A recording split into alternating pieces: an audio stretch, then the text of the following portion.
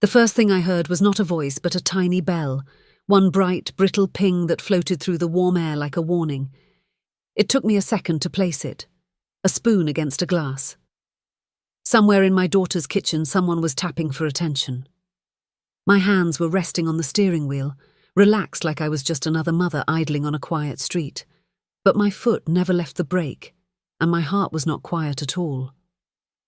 I hadn't meant to stop. I had been driving the long way home, letting evening light soak through the windshield to rinse the day out of my head, when I saw her car parked at the gate. The sight of it, nose pointed inward, perfectly square with the curb, sent a ripple through me, a deep physical sense that something wasn't the shape it should be. Eleanor always parked crooked, always hopped out with one sneaker untied, always laughed and promised to fix it later. Straight meant company, straight meant rules, straight meant someone else had told her where to place her life. I inched forward, let the engine whisper to a stop beneath the flowering jacaranda, and rolled the window down. The afternoon smelled like cut grass and the late-blooming lavender she'd planted by the path, but beneath it threaded something sharp and chemical. Floor cleaner, used recently and used hard. A second ping. A hush fell. A door hinge complained. The voices came like birds brushing past a hedge, soft, urgent, meant to be hidden. You need to stop crying. That was a man, low. I felt my chest tighten because I knew that voice. Victor, my son-in-law, always wore it like a suit he'd tailored himself, unwrinkled, measured, pleasant when witnessed, colder in private. "Sign now," he murmured. "We're late." A murmur from Elena, shaky, like words caught in a river. I can't." "You can." A pause, then a small wet laugh that did not belong to my daughter. I leaned toward the half-open kitchen window and saw a sliver of them through the sheer curtain. A shoulder in a blue dress, a hand with a thin wedding band, a second hand with a larger ring that flashed like the spoons. A third voice chimed in, a woman's voice, smooth as polished wood. "Victor, darling, the notary is waiting," she said. I knew that voice too. His mother, Vera, the kind of woman who always arrived with a gift and left with the room. She had all day to read it. Enough softness. Elena, pen. The spoon hit the glass again. Chime, chime.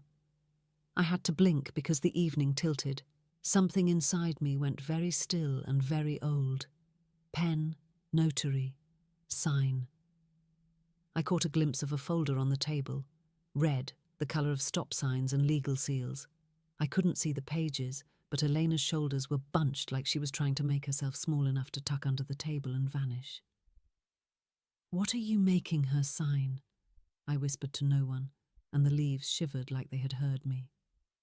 "Don't raise your voice," Victor said, not loudly, but with that toneless pressure he used to flatten things. "We don't have time for your kitten breaths and little quivers, Lena. You promised." My daughter's breath hitched. The sound pried something open in me that had been nailed shut since her father died.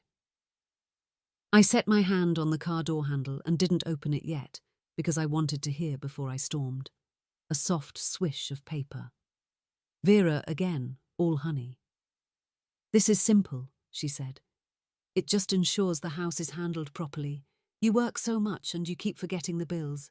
You must admit it, Elena. You're forgetful. Victor will manage things. It's temporary." He cut in. "Power of attorney. Limited. Routine." Eleanor's whisper scraped at the edges of the words. "Why is my name not on the... I don't see..." "Because you don't need to see everything to understand it," Vera said with that patient smile I had seen cut through parties like a blade through cake. "Sign now, love. Don't embarrass us." Embarrass us. I didn't know Elena could make a sound like that. Half laugh, half sob, the noise a creature makes when it's trapped and still hoping the trap is a mistake. "Mum said to wait," she managed. "Mum said..." "Your mother always says to wait," Vera replied before I could picture kicking her chair out from under her. "Waiting is for people who never built anything. Sign." Victor tapped the glass again. Chime, chime. The spoon's ring felt like a countdown. I was halfway out of the car when Elena said a single word that pierced my chest, as if it had aimed itself. Don't. The way she said it, pleading but not to them, told me it was meant for me, even though she didn't know I was there. It told me she wanted me not to charge in, not to make it worse, not to become the angry mother who could be dismissed as dramatic. I froze, one foot on gravel, one hand on the roof. A fly worried the rim of my side view mirror. A wind chime tattled a tired tune. Between the slats of the curtain I saw Elena's cheek. It was blotched red, not from crying alone. A print was blooming there that no spoon could make. And then the thing happened that cracked the afternoon in half. He slapped her. It was quick and sharp, a small sound if you measure it by physics, but it rolled through me like thunder. The ring on his hand clicked against her skin, against my daughter's face. Vera didn't gasp. She just hissed. Victor, like she was scolding a boy for tracking mud. He didn't apologize. He said very evenly, "You are hysterical and wasting our time." Elena's breath left her in a rush. Silence. My body moved before my mind could veto it. The door flew open under my hand. The lavender by the steps swiped my knees like a curtain, and the room lifted its surprised head to stare at me. I knew my face was calm because I had learned to make it calm in courtrooms and doctors' offices, and at the DMV when the clerk said, "Come back tomorrow." Calm gets things done. Calm is a blade without the shine. "Ah," Vera said, smile snapping into place. "Margot, what a lovely surprise." "I'm here to see my daughter," I said. My voice didn't sound like mine. It sounded like something I had borrowed and might break if I held it too hard. Victor flicked his eyes at me, annoyed, not guilty.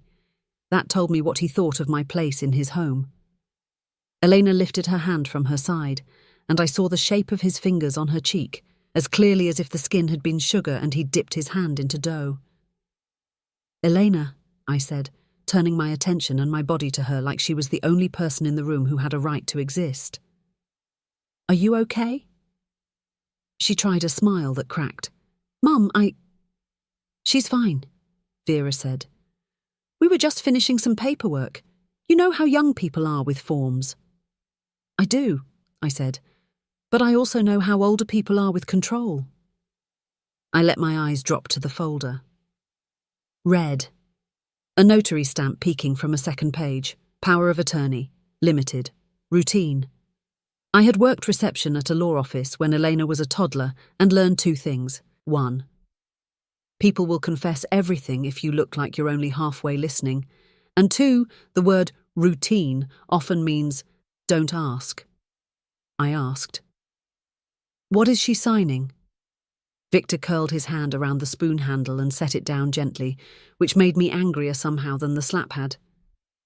"It's for the bank," he said. "Temporary. She's been fuzzy lately. The missed mortgage payment last month put us on thin ice.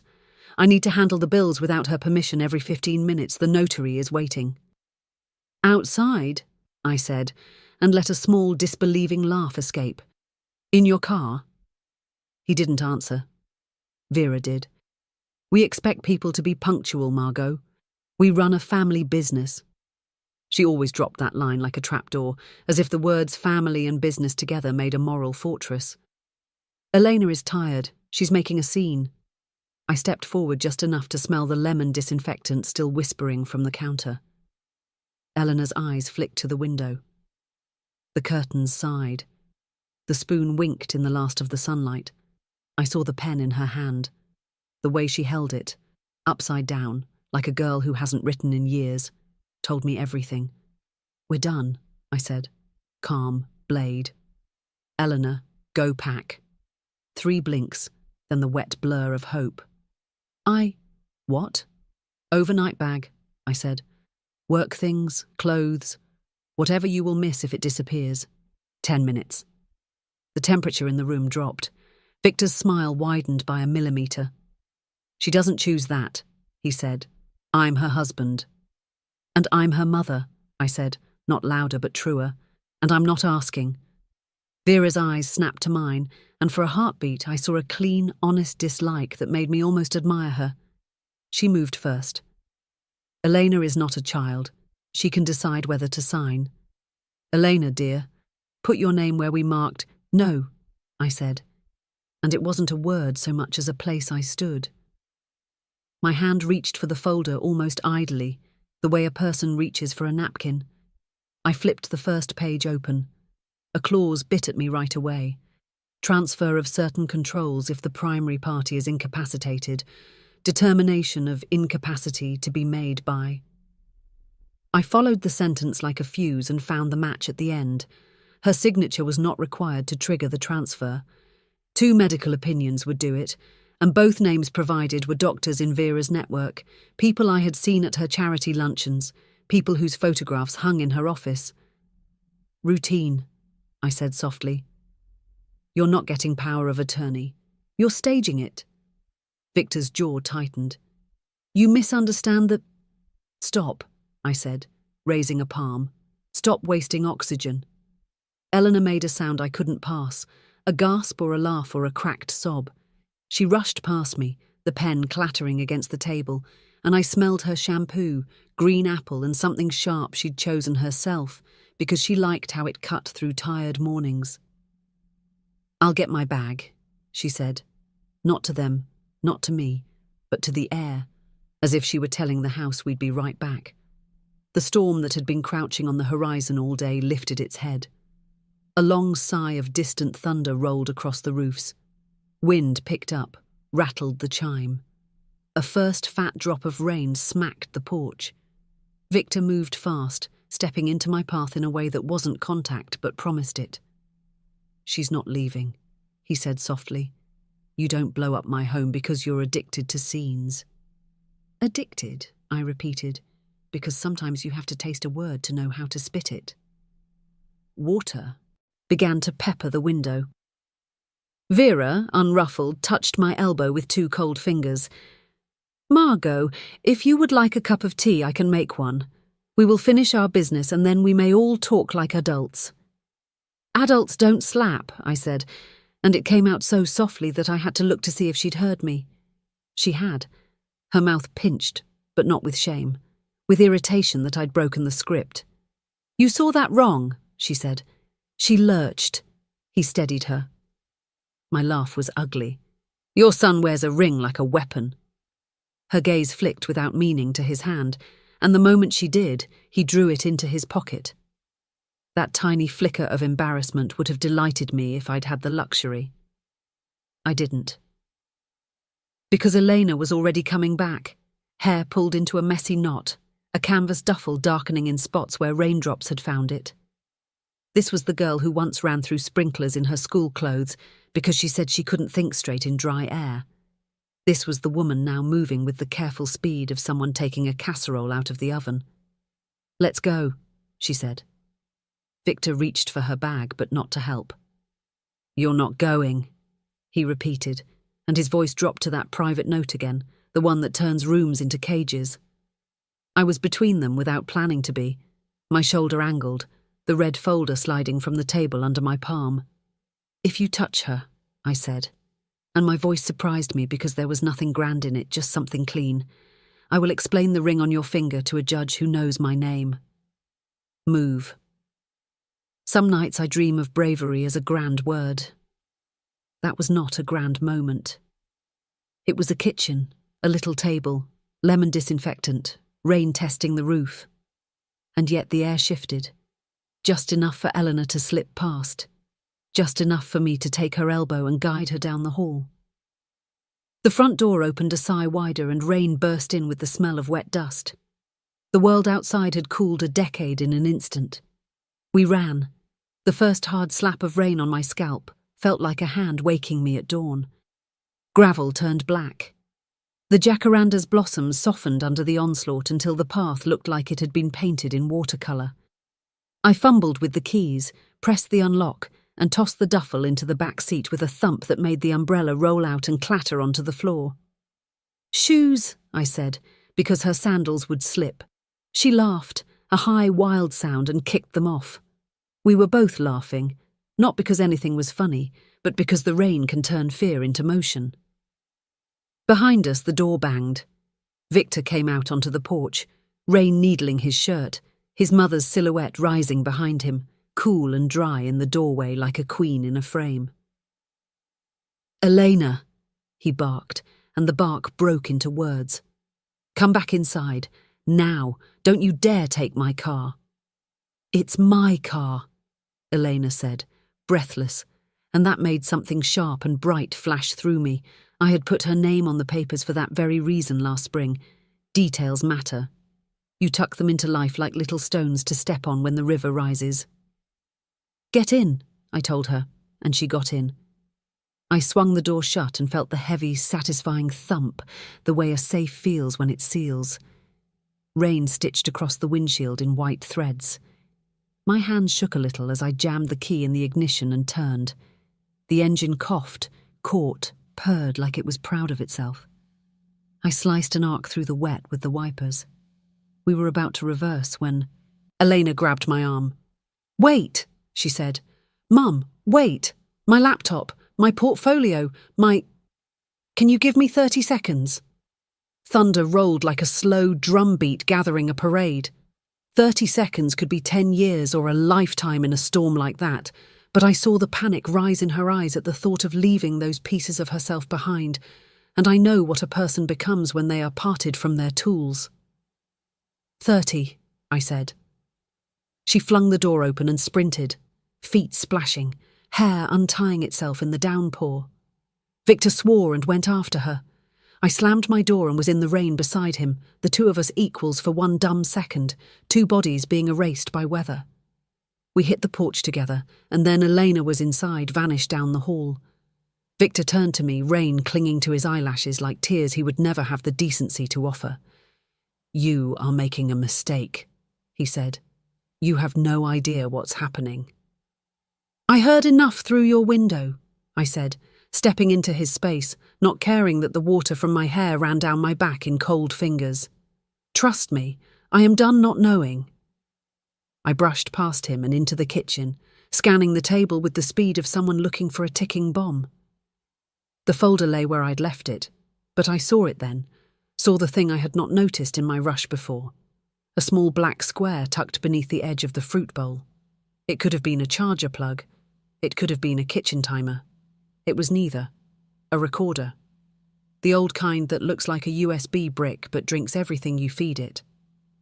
The sight of it pinched the back of my neck. How long had it been sipping?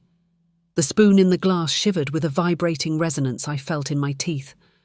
I reached for the recorder, and as my fingers closed around it, a shadow slid across the tile. Vera moved with a grace that made no sound at all. She was suddenly beside me, and her hand, soft as pastry dough, settled on mine. "Careful, Margot," she murmured. "That's delicate." "So is my daughter," I said, pulling free. The recorder was warm in my palm like a small sleeping animal. I tucked it into the pocket of my raincoat without thinking about the ethics. Sometimes you don't have time to hold a whole courtroom in your head. Sometimes you choose the truth and ask forgiveness later. "Elena!"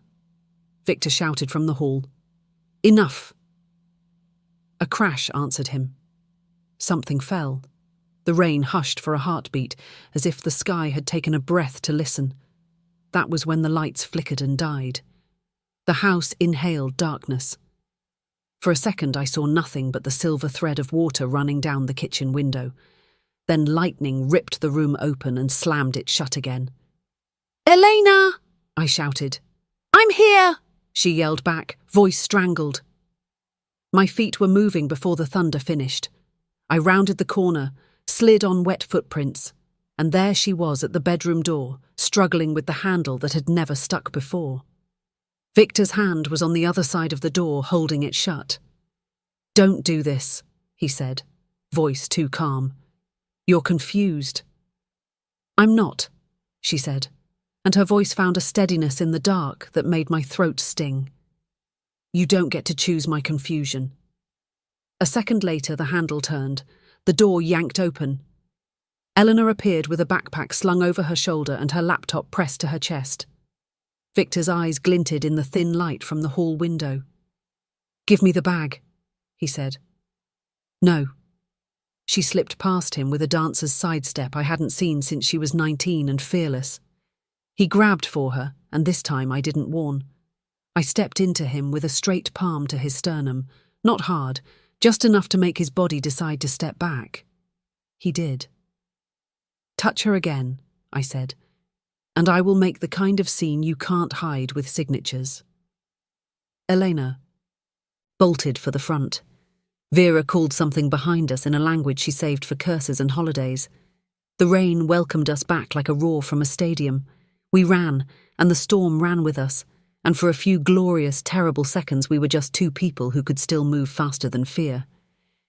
At the car, Eleanor tossed her bag in and I reached for her hand. It was cold, slippery with rain, familiar as breath. "Drive," she gasped. "Please."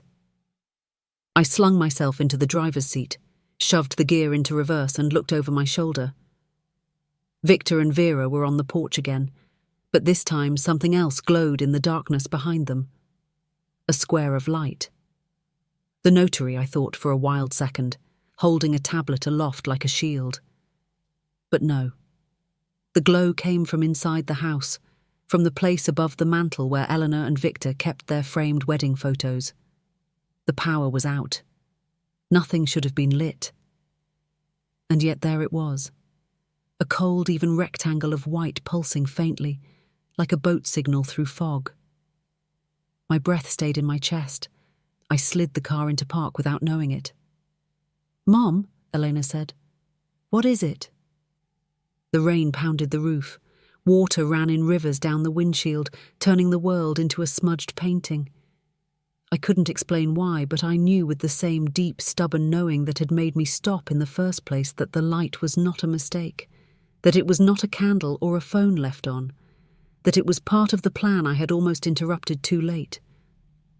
I opened the car door to the roar, stepped back into the storm, and took 3 strides to the porch, ignoring Vera's little gasp and Victor's little laugh. I leaned over the railing and peered through the open front door into the living room. The light came from behind the wedding photos. Something was tucked there, flat and wrong. And then lightning blinked again and told me the truth in a white flash. It was a panel, a false back, a safe I had never seen, and a safe that should not have been glowing, except the glow seeped from the edges where it did not meet the wall cleanly because someone had opened it in a hurry and not shut it right. I turned to Elena. "Did you know you have a safe behind your photos?" Her face went still. "No," she said, and her voice shivered. "What?" Victor's expression flickered, only a fraction, only a crack. But I saw it. And the recorder in my pocket, warm like a heartbeat, seemed suddenly heavier. "Stay in the car," I told Eleanor. "Lock the doors.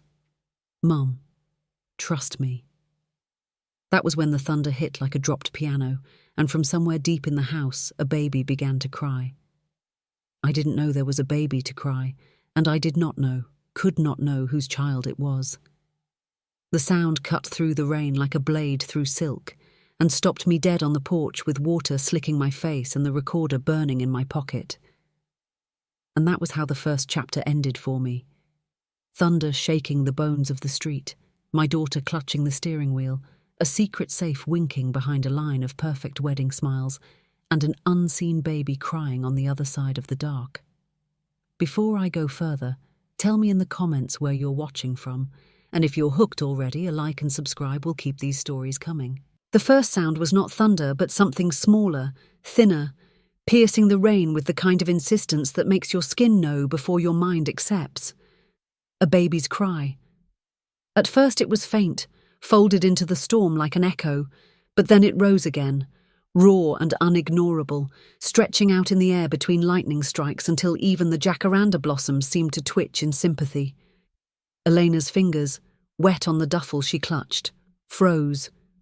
Her eyes widened as if the sound had reached through her chest and pinched her heart. "Mom," she whispered, her voice a fragile thread. There's no baby here." But there was. The cry rolled again, closer this time, pulling itself through the house with a rhythm that spoke of lungs small but furious. The hair on my arms lifted. Instinct shoved every question aside. Whose child? Why hidden? How kept secret? And left only the bone-deep recognition that somewhere in that house was a life being used as leverage.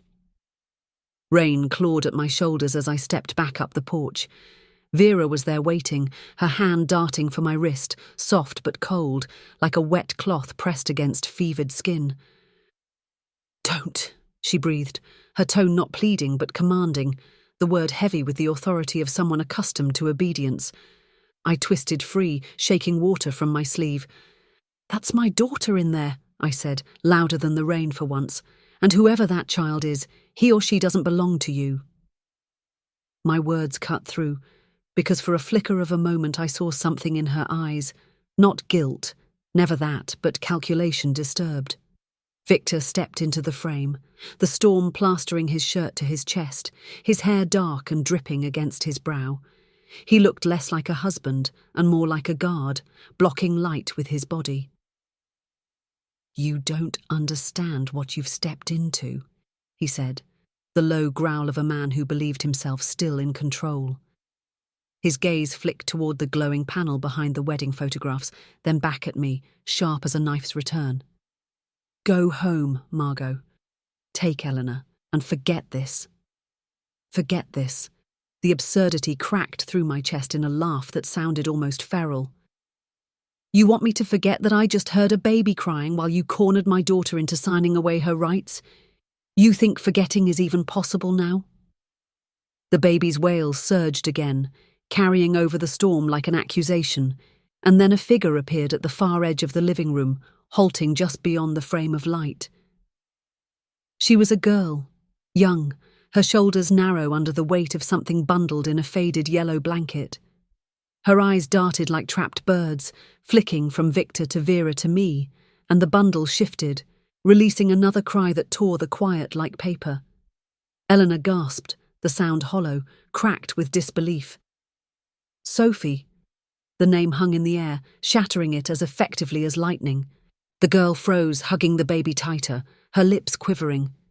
I can't," she stammered. "They said you wouldn't be here. They said—" Her gaze slid to Vera as if seeking permission to vanish, but Vera's voice, sharp as snapped glass, cut across the moment. "Go back upstairs, Sophie. Now." The girl didn't move.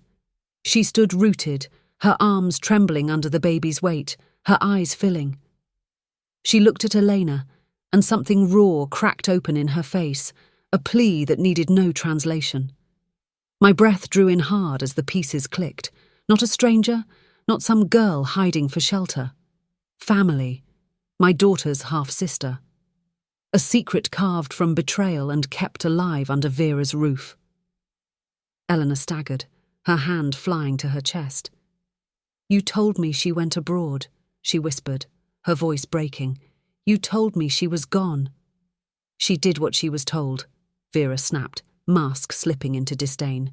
"And so will you, for the sake of this family, for the sake of that child." Thunder cracked, the house itself flinched, and Sophie's tears spilled freely. She rocked the baby as if rocking herself, whispering something broken into the folds of the blanket. Then, with sudden courage, she lifted her voice. "Don't sign anything, Eleanor. They said if you signed, the house would be his. The business too. They're trying to take it all." Her words splintered the air like glass dropped on tile. Victor lunged, his fury uncoiling at last. "Enough!" But I was faster. My hand plunged into my coat pocket and found the recorder, its weight like destiny, warm from my body heat. I raised it, thumb pressing the button, the tiny red light flickering alive.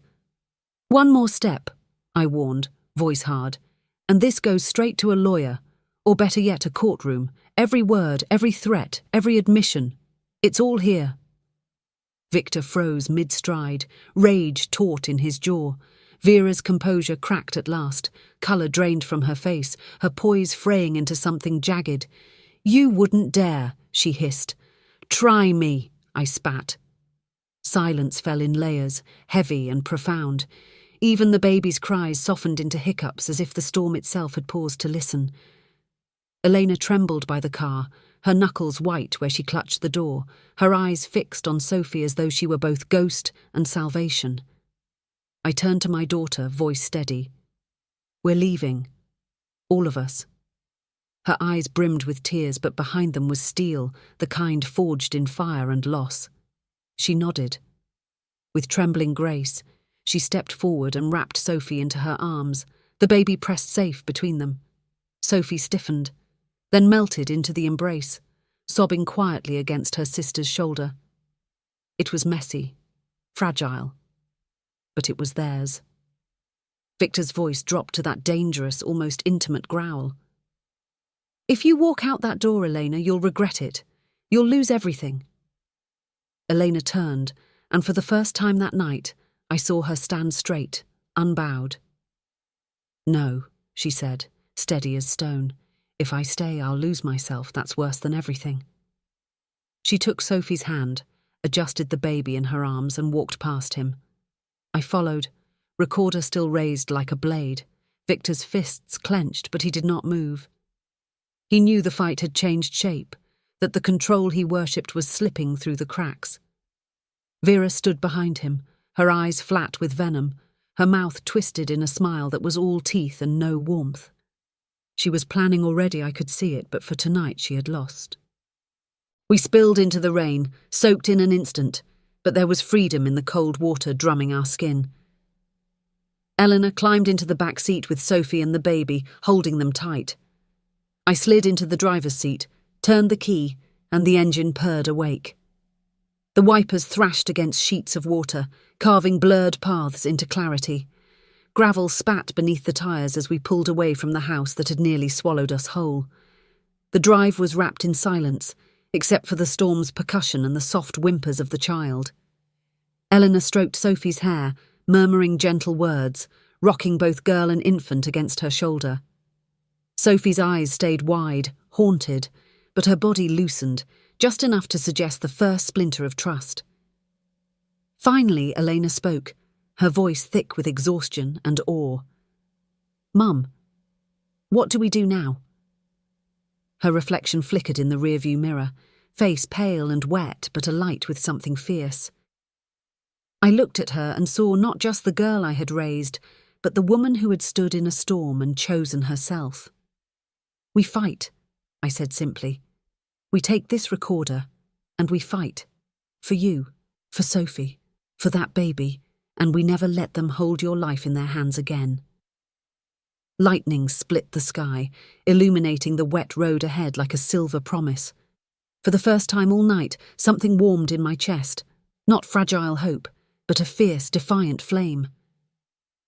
Behind me, Eleanor leaned into Sophie, the baby sighing into sleep, the storm's lullaby softening into background. I tightened my grip on the wheel, eyes fixed forward, and whispered, to them and to myself, "We're going home."